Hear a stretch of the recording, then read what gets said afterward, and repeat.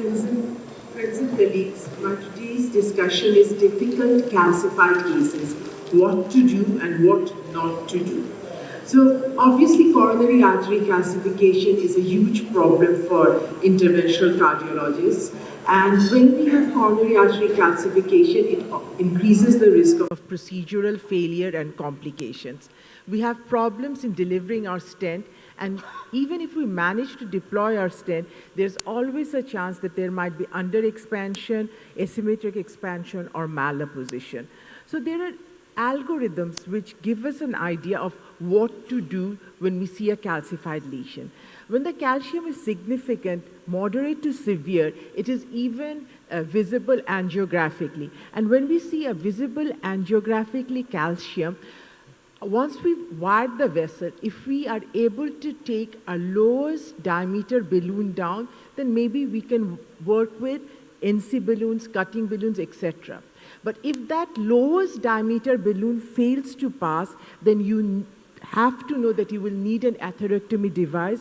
In Bangladesh, rotablation is available. What if you do manage to pass your balloon, but you see significant calcium and you have hesitations? Well, in that case, imaging can really guide you. If you see with IVUS or OCT, 270 degrees of superficial calcium, and the calcium length is more than 5 millimeters. With OCT, if you can measure the depth as well, and you see that it's significant depth, go ahead, do rotablation. If it is deep calcium, balloon goes well, imaging shows more than 270 degrees of calcium, IVL is an option. So imaging can be of tremendous value when the imaging modality is allowed to pass down.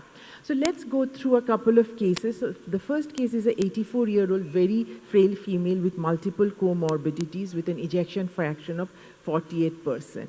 And this is how our angiogram looks. You can see the huge chunk of calcium sitting in the distal left main. The LED is also significantly diseased.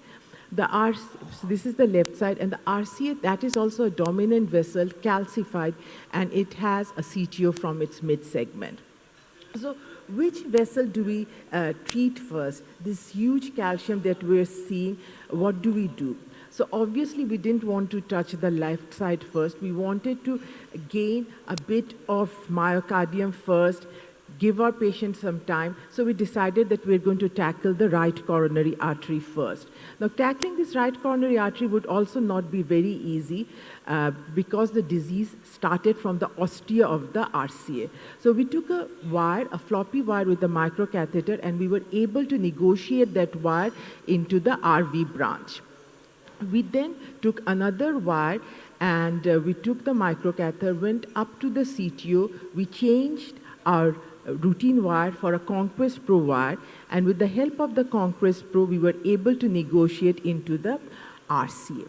Once we were in the RCA, we obviously needed to take our microcatheter down and change that Conquest Pro for a normal wire, but we were unable to do that. So what we did here is we took a 1.25 balloon and took it into the RV branch, and we used that as an anchor balloon, and this very small balloon even allowed us to push our microcatheter down. We pushed it down, removed the Conquest Pro wire, exchanged it for a run-through floppy wire, and we did pre-dilatation of the RCA.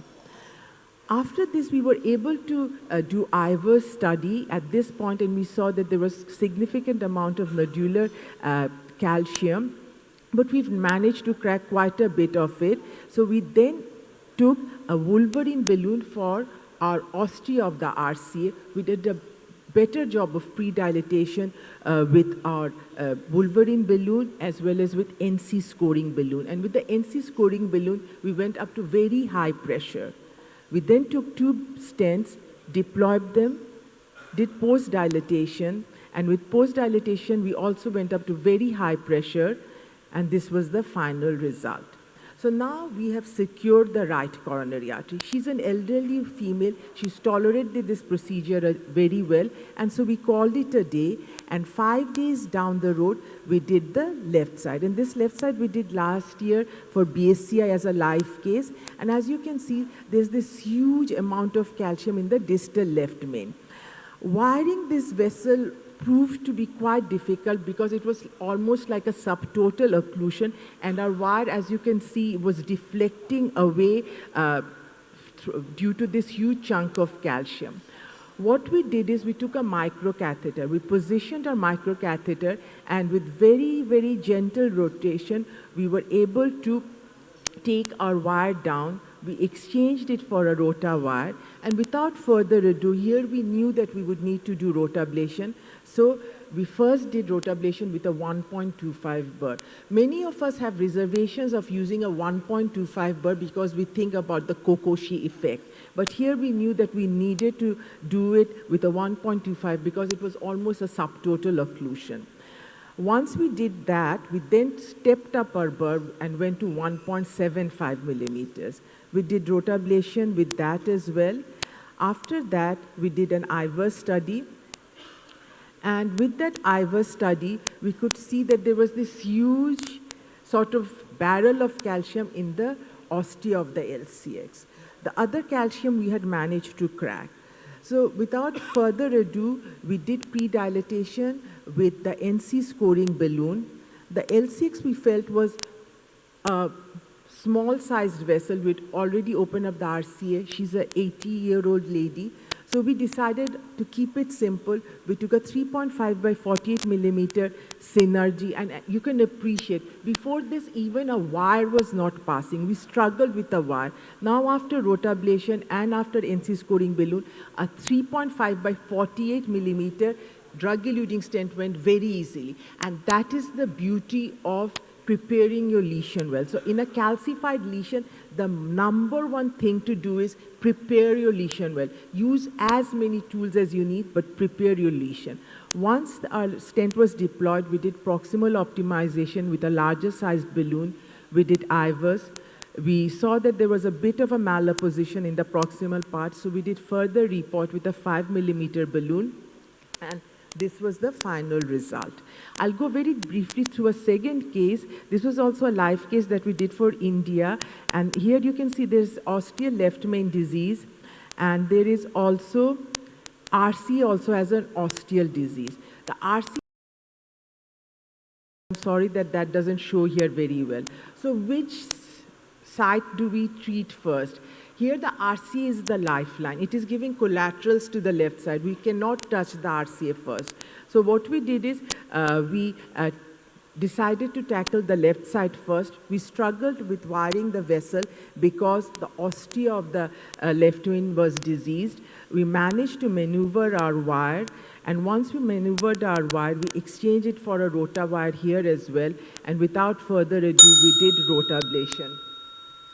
After rotablation with a 1.75 burr, we wired the LCX. The LCX also looked pretty good. And then we used here also NC scoring balloons. So use your tools, debulking, using scoring balloons, cutting balloons. We could manage to have a look with the IVERs, and we saw that there was a lot of nodular calcium. So we prepared that again further, and then we took our drug-eluting stent. We deployed it, did post-dilatation, and we did, here also we kept it very simple. We wired the LCX and did a case here. And this was the final result. And as you can see, we've managed to get a maximum diameter area of 13 millimeters square. And this was the final result. And 1 week later, we tackled the right side. And for the just used a cutting balloon, and that was enough. So these were two cases that I'll go very briefly. As we are short of time, I'll just conclude by saying that when you cannot cross your lesion with a balloon, then just go for rotablation. That's the best to do. And obviously, IVERs and other imaging can really help you decide on what to do and what not to do for extensive calcification. And we have to remember that when we deal with calcium, usually those patients tend to be very elderly with multiple comorbidities. Their vessels tend to be diffusely diseased, heavily calcified, and rotablation is definitely an effective tool to tackle such complex calcified lesions.